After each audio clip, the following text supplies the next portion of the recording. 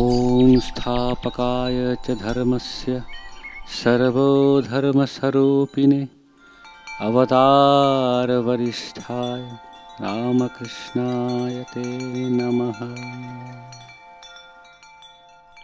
Words of the Master.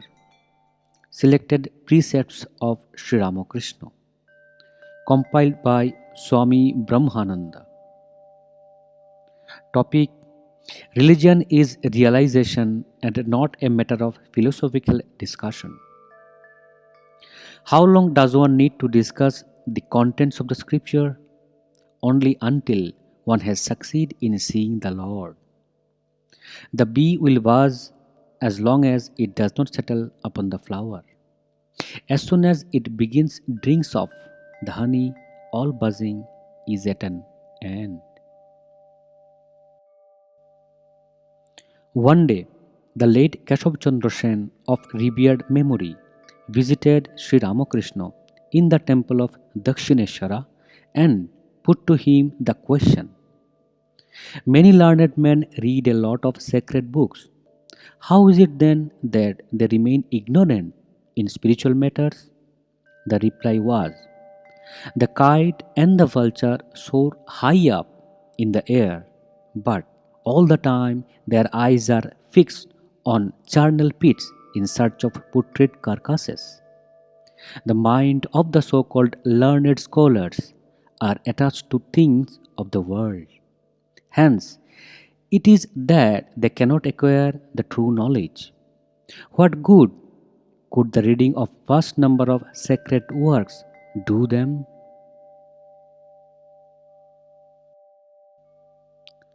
Sri Ramakrishna used to say of granthas, that is books, that there were so many granthis, that is knots. In other words, mere reading of books without discrimination and non-attachment serves to increase one's arrogance and vanity. That is, it multiplies the knots in one's mind.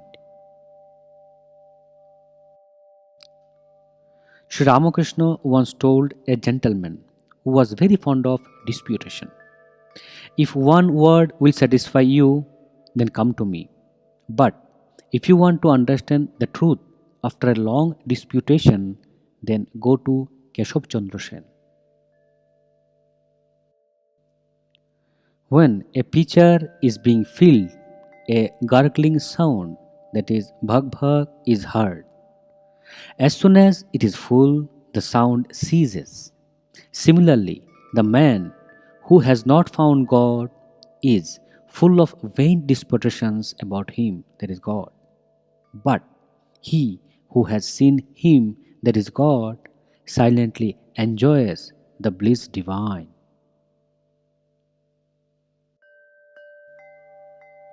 It is useless to pore over the sacred books if there is no discrimination, that is viveka, or non-attachment, that is vairagya. No spiritual progress can be made without this.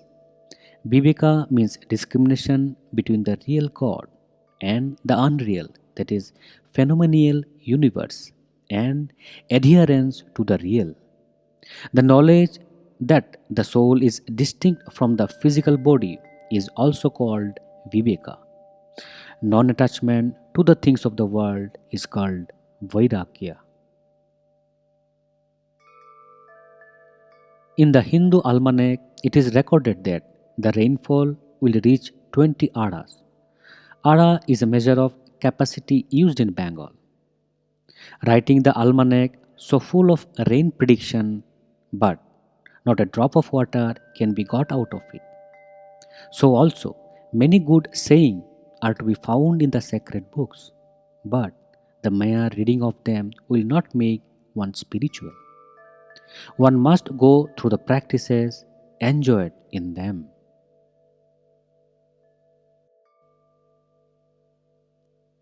Two men went into an orchard.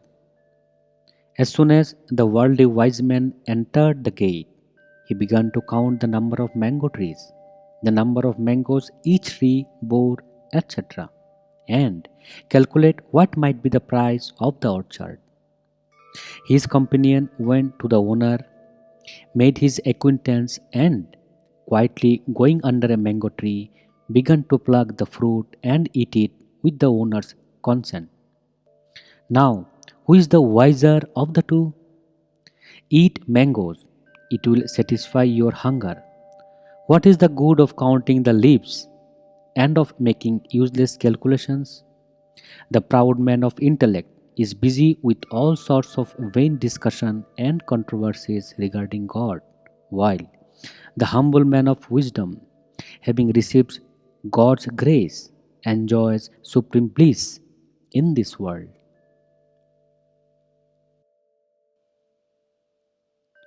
So long as a man is far away from the market, he hears only an indistinct buzzing noise like ho ho.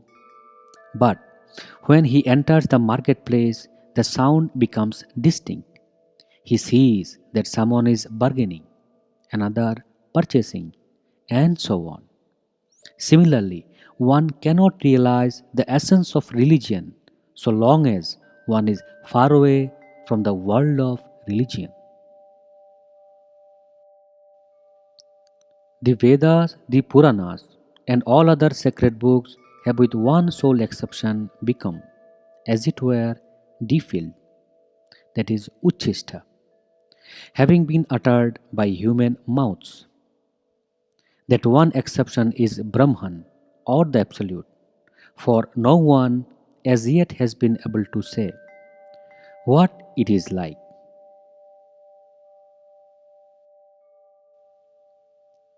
It is impossible to explain to a worldly man the nature of ecstasy of divine communion, as it is to explain to a little boy the nature of the relationship between man and wife.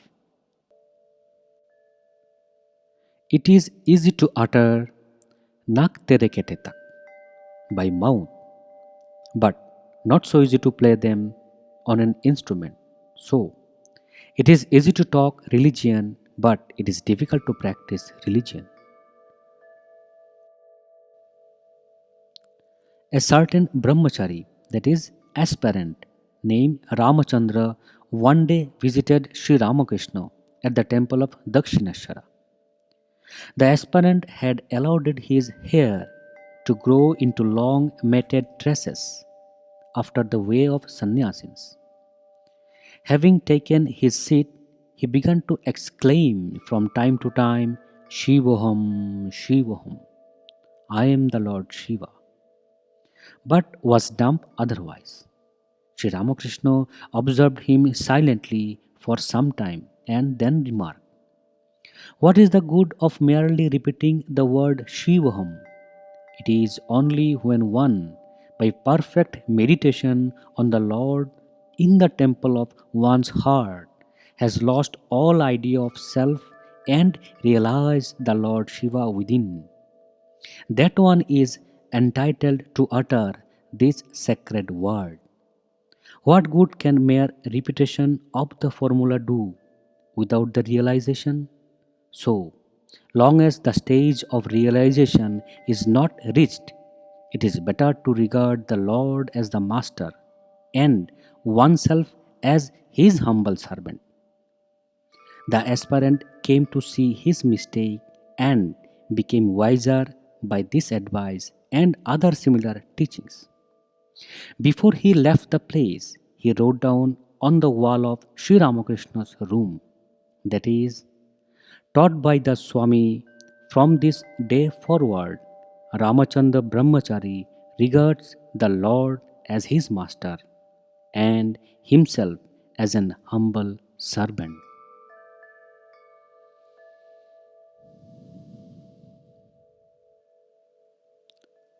Om Niranjanam Nittam Anantarupam Bhaktanukampa Dhrita Vigrahangavai Ishavatarang Parameshamidang Twang Ramakrishnang Shirasha Namamaha.